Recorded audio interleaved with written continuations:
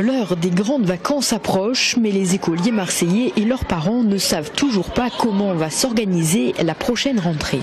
Qu'on décide d'une organisation ou une autre, qu'on décide de ne pas la faire cette réforme, c'était il y a 6 mois, il y a 1 an qu'il fallait le dire. C'était 14 semaines de la rentrée, c'est trop tard. Donc soit on va au bout de ses idées et on a le courage de ses opinions et on va au bout des choses, soit on change comme ça à 14 semaines de la rentrée, c'est pas admissible.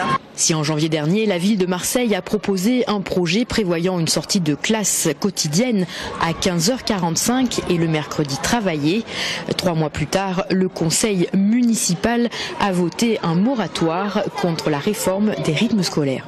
Nous évaluons que du mois de septembre à la Noël, cela coûterait 9 millions. Que sur une année pleine, ça coûterait plus de 20 à 25 millions d'euros. Donc on ne peut le faire qu'en augmentant les impôts et je ne veux pas augmenter les impôts. Le rectorat de son côté a communiqué aux enseignants la nouvelle organisation pour la rentrée prochaine sur la base de la proposition communale de janvier dernier. Ça veut dire que les enseignants vont travailler de telle heure à telle heure, tel que c'est défini par l'inspection d'académie. Ensuite, au niveau de la ville de Marseille, donc on est quand même dans un dispositif national, même si nous on le récuse, et le préfet a le pouvoir de contraindre le maire de Marseille d'appliquer le dispositif tel qu'il a été défini.